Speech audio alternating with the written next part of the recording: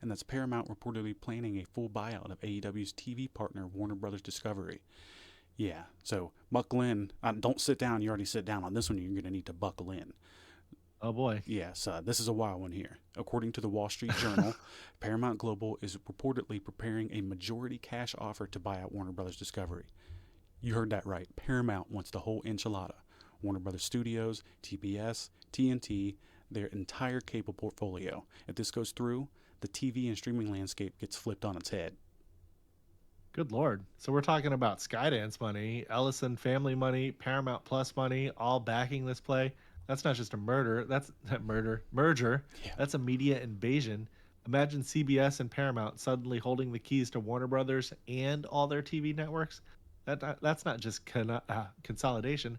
That's a monopoly power up cheat code.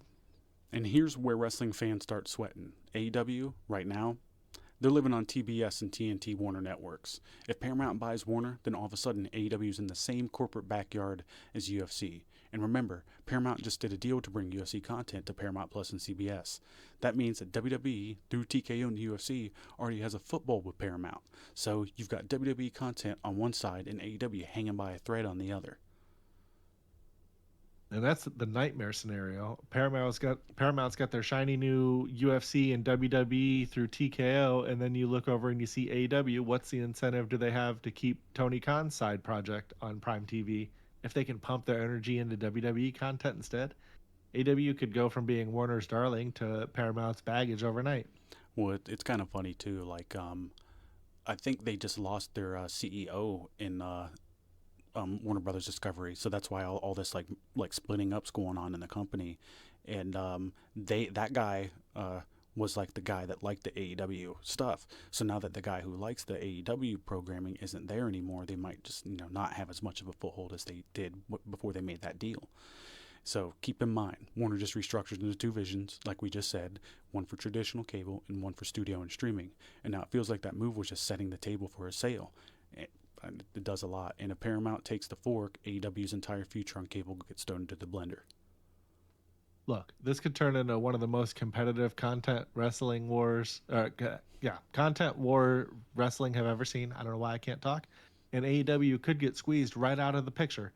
Best case, they get rolled into Paramount Plus as a niche attraction. Worst case, they're told to pack up and find a new TV partner. And good luck with that in 2027 when everybody's already tied up with streaming exclusives. This is why AEW's TV rights were always their lifeline. Now those lifelines are tangled up in billion-dollar corporate chess moves, and Tony Khan might need to make some calls and make sure that all these networks. Let me go back to that. So with WWE on all these different streaming platforms, where would they even have the option to go? This is like the only one that they can be on. Yeah. So he might have to make some calls to survive and not be on YouTube or what would it Honor Club. They might have to make their own streaming platform to even show stuff at some point. It's going to be survival at the network level here.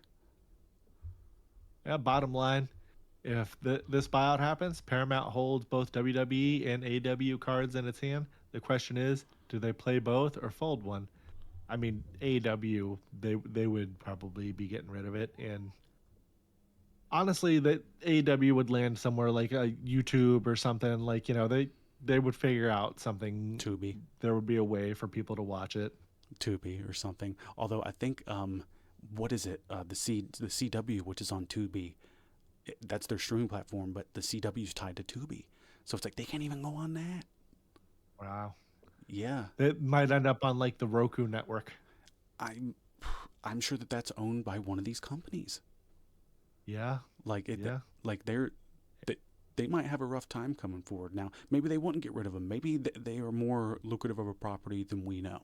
But it's just if you're tied in with Nick Khan's he's good friends with the guy that's running Paramount. Hey, you got to get these guys out of here. Yeah. What do you think they're gonna do? Piece them right on out here. Well, thank you guys. We're just not interested in your product anymore. Yeah, pretty much. And I'm sure they have an out clause if they want to say it, like almost every single one of these companies do when it comes to these streaming deals. They don't exercise it a lot. You see the out clauses more in like sitcoms and like traditional TV shows, but that's even on the live stuff too. Yeah, I mean it's these networks will dump you if they think you're not profitable, They will. or if they don't want your property on their TV. Absolutely will.